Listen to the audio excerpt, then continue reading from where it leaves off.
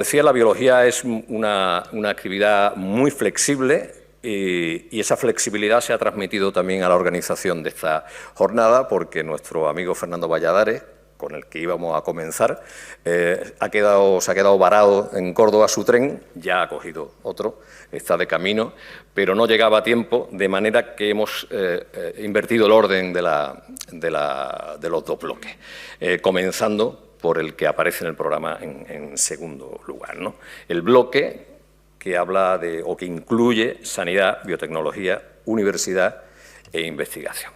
En este caso, en este bloque, la ponencia magistral titulada La nueva medicina, tratamientos personalizados y terapias de precisión está a cargo de Fuencisla Matesán del Barrio. Es una bióloga, una científica, siempre atenta, como digo, a la proyección social de su trabajo y, por tanto, siempre dispuesta a sumarse a este tipo de iniciativas. Comentábamos hace poco con ella por ejemplo, lo que le gusta a la Noche de los Investigadores, en el sentido de ser una actividad que permite eso, abrir la ciencia a públicos que en muchos casos no tienen ninguna relación con la ciencia, ¿no? Fuencisla es la directora del Instituto de Parasitología y Biomedicina López Neira, del Consejo Superior de Investigaciones Científicas, con sede en Granada, doctora en biología, con una larga estancia profesional, predoctoral y postdoctoral en Nueva York, donde estuvo en la Universidad de Nueva York, donde trabajó en el estudio de algunos oncogenes. Ya en el López Neira, en Granada, ha investigado sobre nuevos tratamientos para la malaria y, sobre todo, en el análisis de las bases moleculares y genéticas de la esclerosis múltiple, que, como algunos de vosotros sabéis, es la enfermedad neurológica más frecuente en adultos jóvenes. Y eso la ha llevado también a trabajar con equipos multidisciplinares en los hospitales San Cecilio de Granada y Virgen Macarena de Sevilla. Fuencisla, cuando quiera. Tienes un micrófono.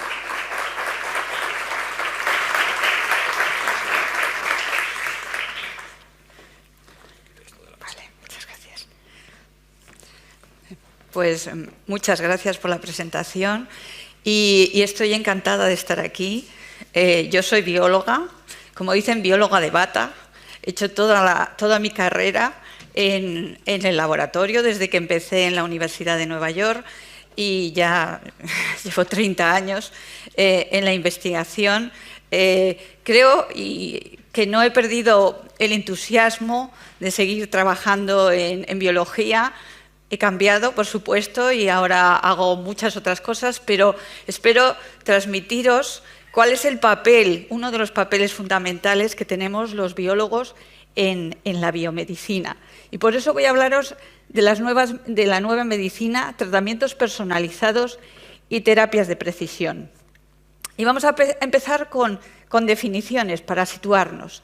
¿Y qué es la medicina personalizada? Pues es un enfoque nuevo para el tratamiento y prevención de enfermedades que toman en cuenta la variabilidad individual en los genes, el ambiente y el estilo de vida de cada persona.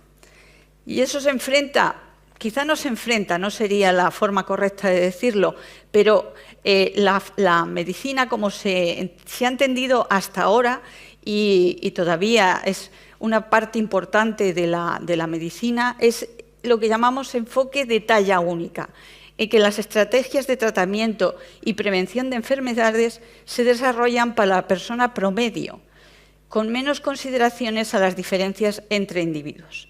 Y bueno, ahora voy a explicar un poco qué significa y por qué estas diferencias. Principalmente cuando enfocamos el desarrollo de un nuevo tratamiento, ya lo enfocamos como talla única, para la mayoría, para la media, para que sea beneficioso para la mayoría de la gente sin tener en cuenta las individualidades.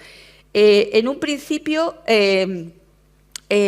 cuando se desarrolla un tratamiento, la primera fase pues, es la fase de descubrimiento, aislamiento y cribado. Esto es muy variado, se basa principalmente en síntesis de nuevas moléculas, en análisis y descubrimiento de moléculas que vienen de bacterias, de algas, de plantas, y requiere primero un aislamiento y luego un cribado, que es un ensayo biológico en el que analizamos si esas moléculas tienen un efecto en el problema que tenemos, en la enfermedad, en aquello que estamos estudiando. Una vez que se aísla o se define una de estas moléculas, ya sí que vamos a los ensayos clínicos, donde verdaderamente vemos si son eficaces y si son tóxicas o se pueden dar a la sociedad. Primero, se hacen ensayos en animales, porque tenemos que saber, cuando se hacen los cribados, se hacen en cultivos celulares. De cultivos celulares a animales hay un paso importante, porque muchas veces piensas que en el cultivo celular funciona muy bien, se lo das en animal, puede no funcionar o incluso puede ser fatal para el animal. No puedes empezar por los humanos, porque esta fase es totalmente esencial. La fase 1 ve la toxicidad de ese tratamiento y a la fase 2 va a haber eficacia. Y ahí ya viene el diseño de que sea para la mayoría. Tomamos poblaciones grandes, poblaciones en las que este fármaco va a ser beneficioso para la mayoría. No miramos individualidades. Ya la fase 3 mira individualidades. Y ahí sí que se ve los efectos secundarios, los efectos adversos.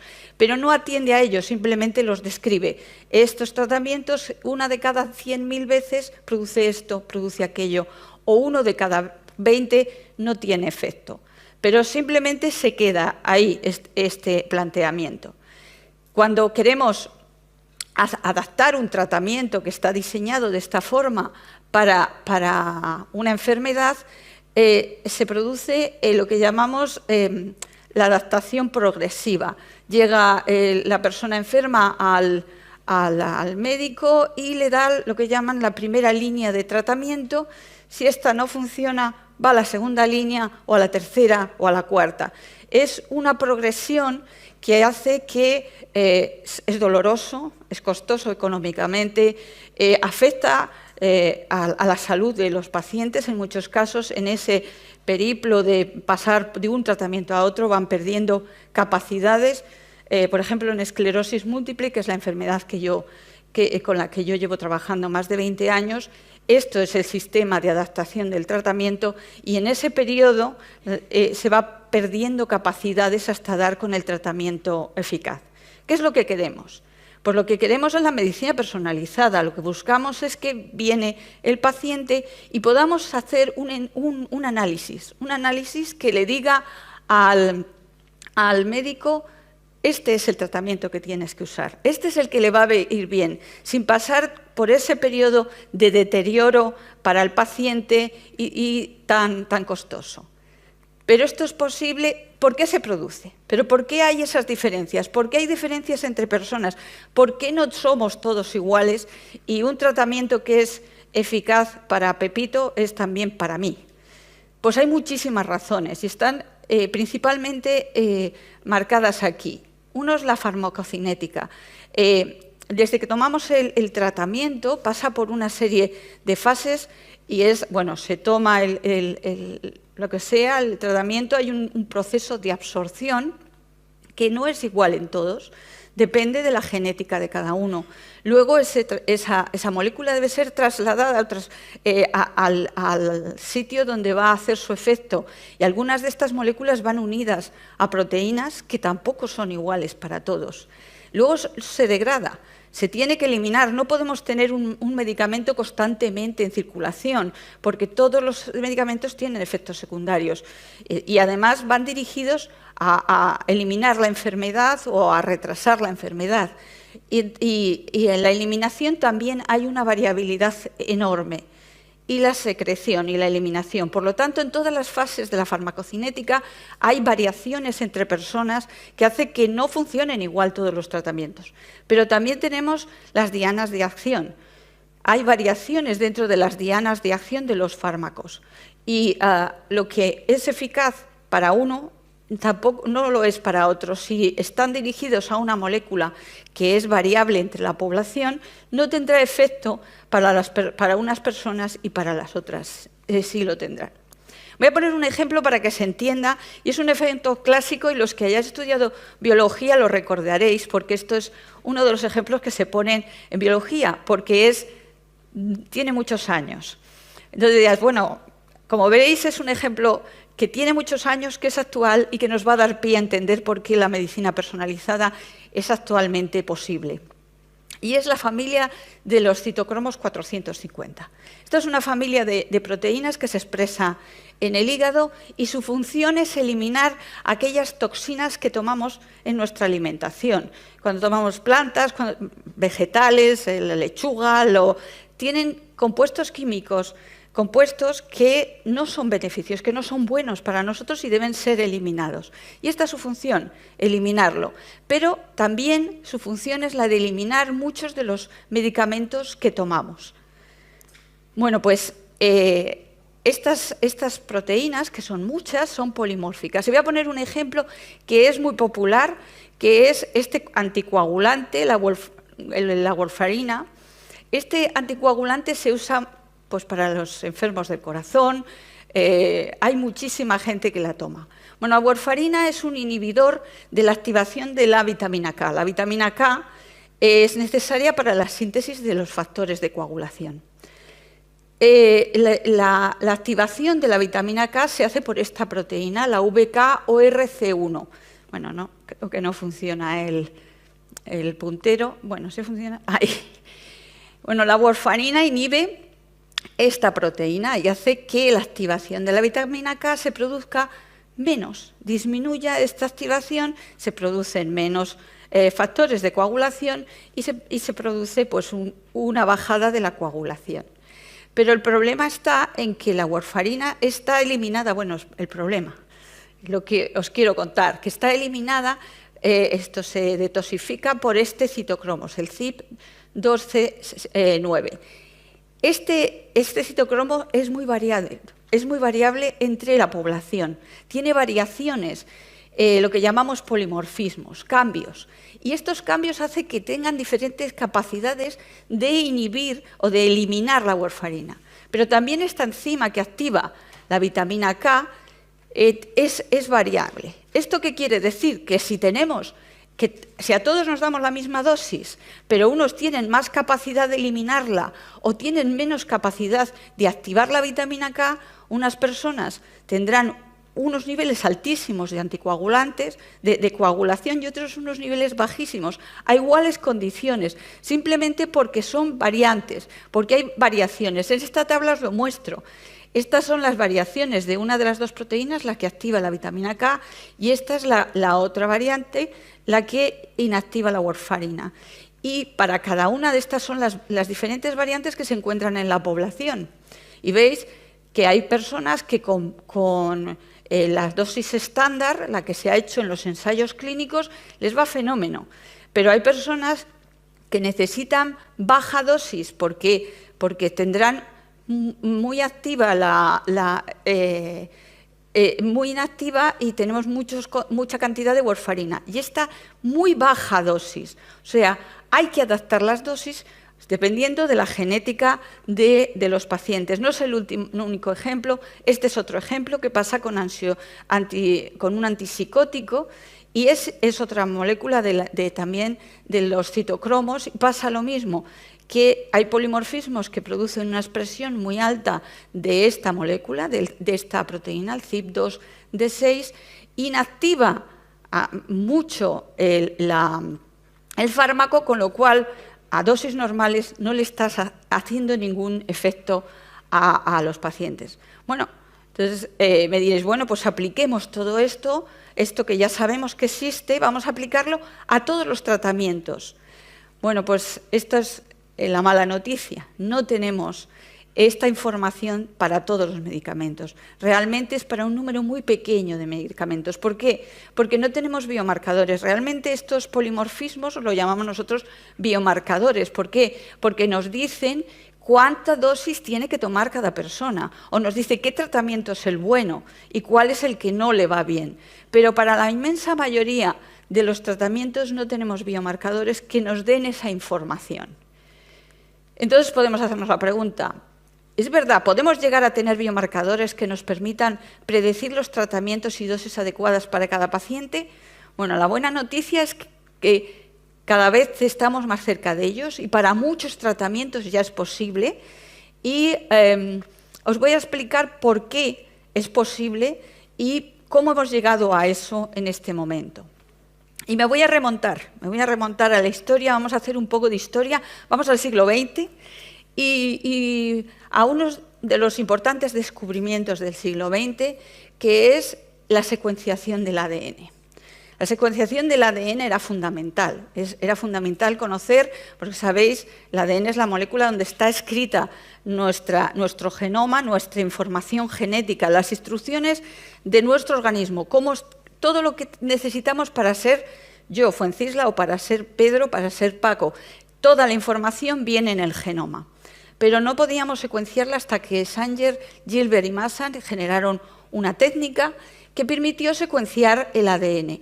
El primer virus, bueno, es un fago, el fago FIX174, que es pequeñito, 5.386 nucleótidos, se publicó en el 77, se consiguió la secuenciación en el 77.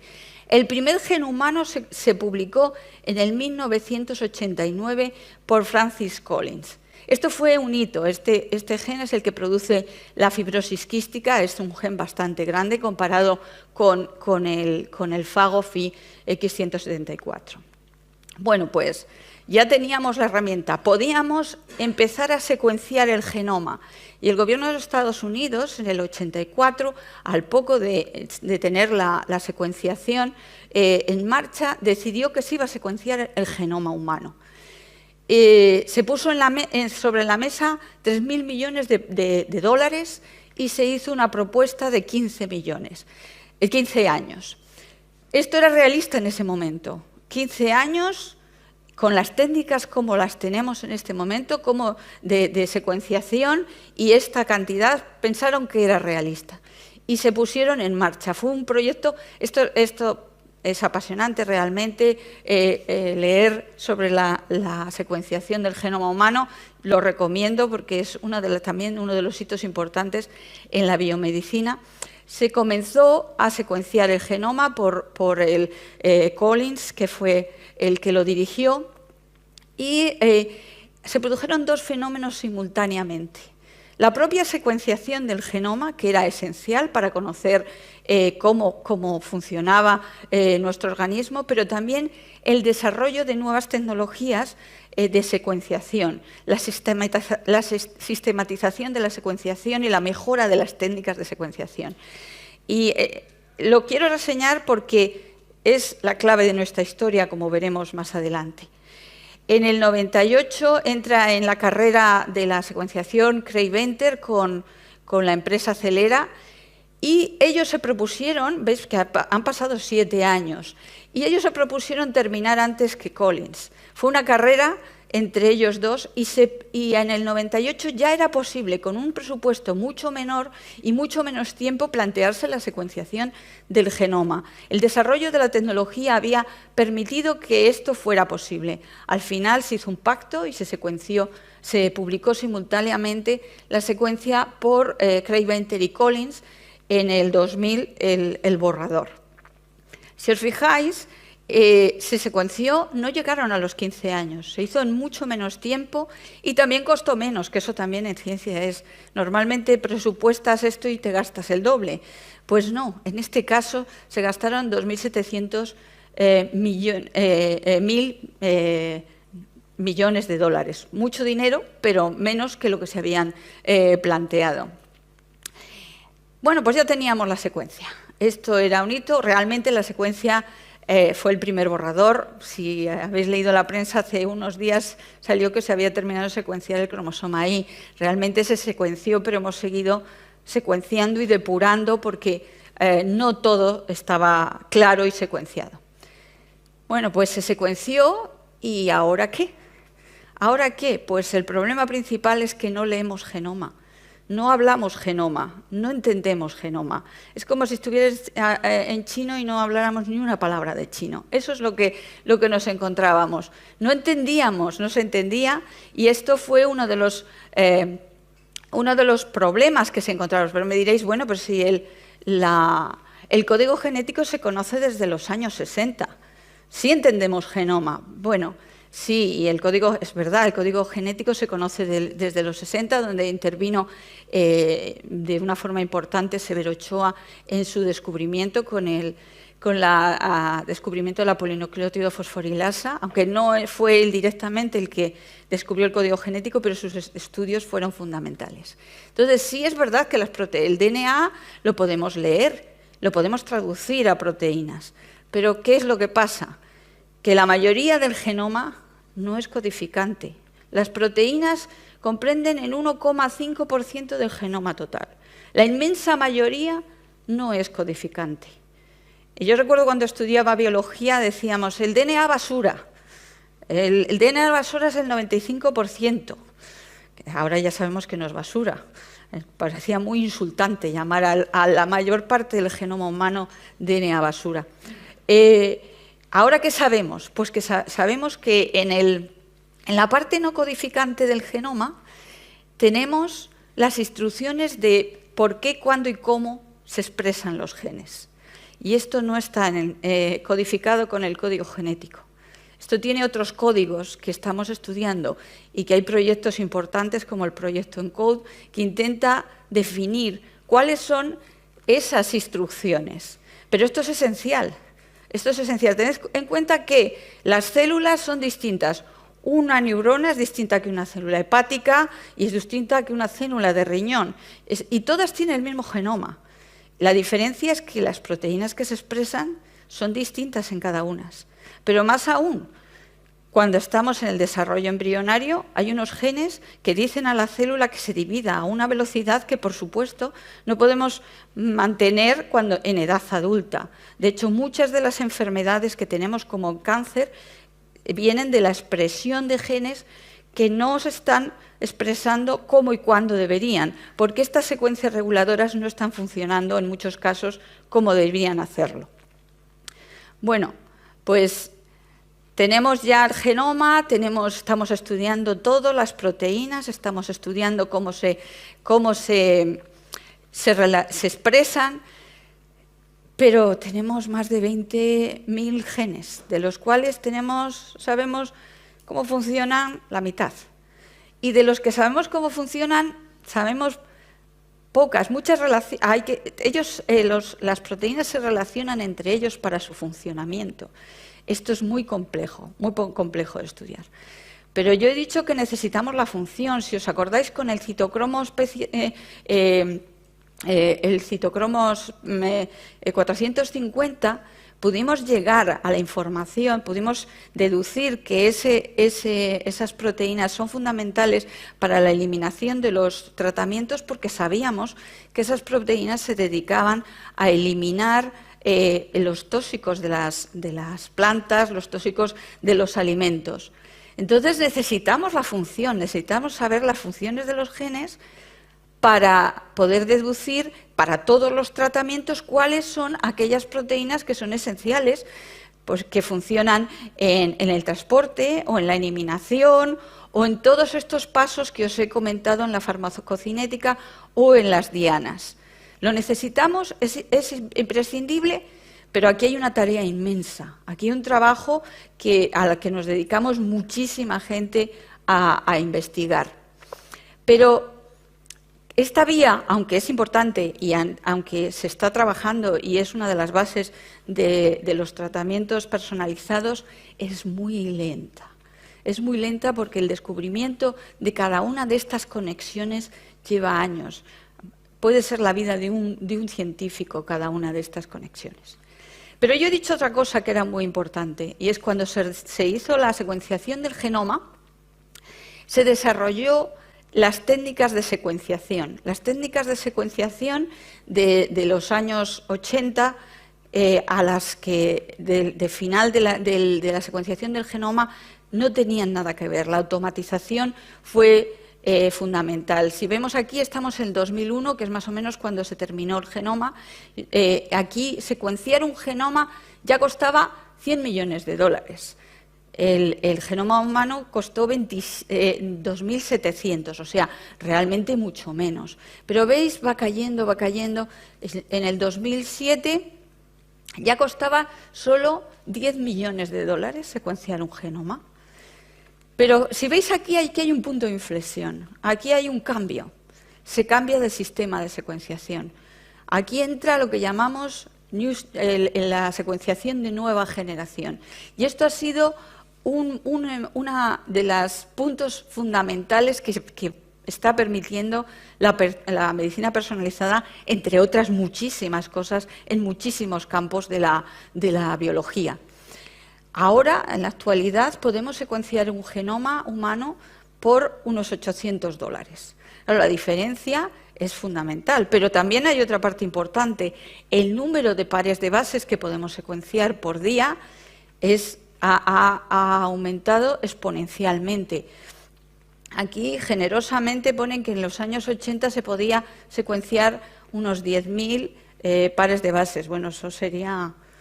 Yo he secuenciado, yo empecé la tesis en el 87 y me daba con un canto en los dientes y en un día secuenciaba 1.000 pares de bases.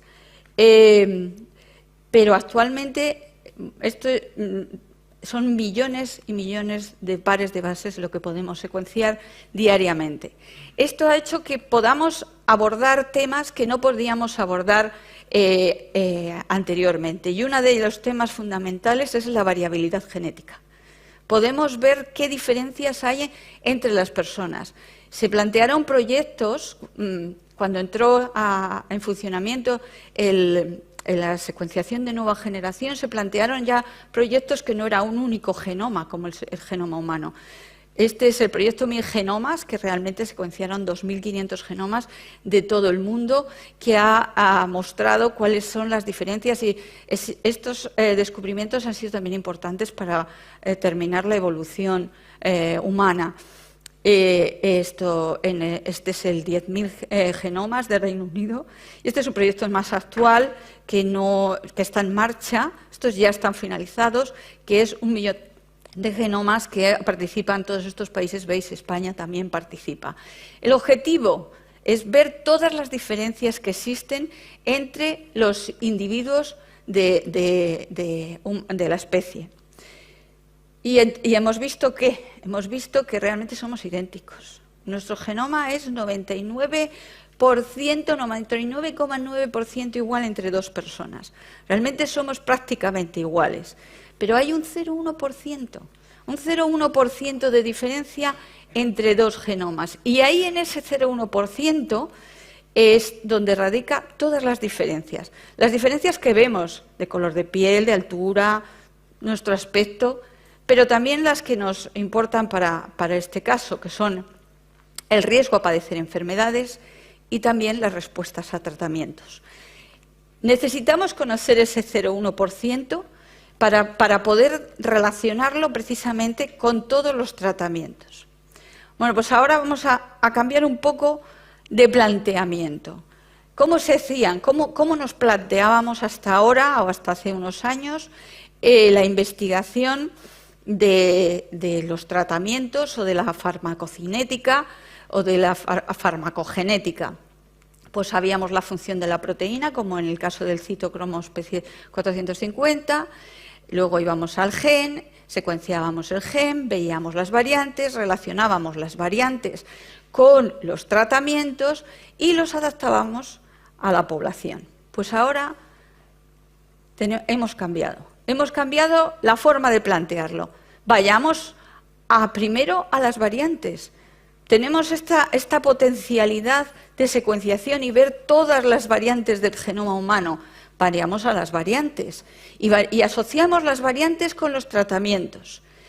¿Quiero decir que los efectos funcionales o las funciones de las proteínas no son importantes? No, son esenciales. Es importantísimo y además es lo que nos va a dar toda la información que vamos a necesitar para saber por qué funcionan o no funcionan los tratamientos. Pero cambiando este planteamiento, yendo primero a las variantes y a los tratamientos, vamos más deprisa. Vamos más deprisa y podemos llegar a determinar cuáles son aquellos tratamientos que se adaptan mejor a cada paciente. ¿Y cómo lo hacemos esto? Pues lo hacemos gracias a los bancos de datos y a los biobancos. a las bases de datos de biobancos, donde acumulamos historias clínicas y muestras de pacientes y podemos agruparlos y los agrupamos para lo que queramos. Queremos saber si estos pacientes han respondido o no han respondido a un tratamiento, o las altas dosis son tóxicas, o reaccionan mal a esto, o evolucionan mal a una enfermedad. Los agrupamos, buscamos las muestras y hacemos cribados. Hacemos cribados y analizamos las diferencias que hay en esas poblaciones, buscamos las diferencias. Realmente ya no necesitamos ni secuenciarlas. ¿Por qué? Porque ya tenemos la biblioteca de todas las variantes del genoma humano y podemos ponerlas en un microarray. Sí que es barato secuenciar un genoma, son unos $800, pero $800 si tienes que hacer un cribado de 40.000 pacientes es mucho dinero. Y se hacen con estos arrays en los que cuestan alrededor de 30 €, que nos permitan hacer estos cribados y analizar qué diferencias y qué polimorfismos son los que se asocian a las diferentes enfermedades o a los diferentes tratamientos o respuestas a tratamientos. Pero más aún, la secuenciación del genoma es tan potente que no solo nos permite secuenciar el DNA, también podemos secuenciar el ARN pasándolo a ADN. Y esto nos permite ver los niveles de expresión de los genes. Aquí podemos también abordar los porqués, aquella parte del genoma que regula. No solo vemos las diferencias genéticas, sino cómo esas afectan a la expresión de los genes. Y hay un proyecto, este proyecto que os he traído aquí, que se llama GTEx, en el que se han cogido 57 tejidos, en general de cadáveres, claro, porque coger tejido de cerebro no es muy viable en personas vivas, y se han secuenciado y se han visto la expresión de todos los genes, no solo las zonas codificantes, sino las zonas no codificantes del genoma, porque también sabemos que se transcriben zonas no codificantes y tienen capacidad reguladora, todos los genes, las zonas no codificantes, y tenemos la información de los niveles de expresión de todos ellos, que nos da la información de los porqués, de la expresión y de los cuándos y de los dóndes. Pero más aún, ahora las nuevas técnicas de secuenciación nos permiten secuenciar cada una de las células, célula a célula, lo que llamamos single cell sequencing, secuenciación de célula única. Pensad en un tumor. Un tumor tiene células tumorales y tiene células sanas. Si tú coges el tumor completo y lo secuencias y haces el transcriptoma o haces cualquier análisis, vas a tener la información de todas ellas. Pero tú quieres solo de las células tumorales. Entonces, lo que necesitamos es secuenciar célula a célula, y esto lo permite estas técnicas basadas en secuenciación de nueva generación. No solo eso, sino podemos saber con técnicas espaciales de secuenciación de célula única si esta célula está al lado de esta o está cerca o se interaccionan entre ellas. ¿Para qué os cuento todo esto? Bueno, os estás contando una historia. Bueno, también quería hacer mención de otras para lo que utilizamos la secuenciación, y es para todo el microbioma, para clasificar el microbioma del organismo. Como sabéis, parte de nuestro cuerpo no solo son nuestras células, sino los microorganismos que viven con nosotros y que son fundamentales para nuestra salud, porque muchos de ellos son patológicos, pero la mayoría de ellos nos proporcionan vitaminas o nutrientes que nosotros no podemos producir. Y también la salud de nuestro microbioma repercute en nuestras enfermedades y en cómo respondemos a los tratamientos. Bueno, aquí viene por qué os cuento todo este rollo. Pues os cuento todo esto porque todas estas secuenciación nos dan diferentes niveles de información de los tratamientos de los pacientes, de las enfermedades. Todos estos niveles de información los podemos correlacionar entre ellos. Podemos relacionar todos ellos con inteligencia artificial o con sistemas de bioinformática, y podemos seleccionar lo que llamamos las firmas las firmas de cada uno de los eventos que estamos analizando. Son una selección de marcadores, son biomarcadores, que en muchos casos no sabemos por qué son biomarcadores. No tenemos la información funcional de por qué esta bolita roja, que probablemente sea un polimorfismo, o esta amarilla, que es un nivel de expresión, o esta negra, que es un microorganismo presente en la enfermedad. No sabemos por qué, pero sabemos que se asocia y que cuando das este tratamiento y tienes estos marcadores, va a funcionar. Ese tratamiento va a funcionar. Entonces, lo que nos permite es definir todos estas firmas moleculares para enfermedades, para tratamientos, para todo aquello que necesitamos analizar y trasladarlo a las terapias. Voy a poner un ejemplo, y este es un ejemplo de medicina de precisión, que es, por ejemplo, los tumores. Realmente la medicina personalizada se ha desarrollado mucho en cáncer.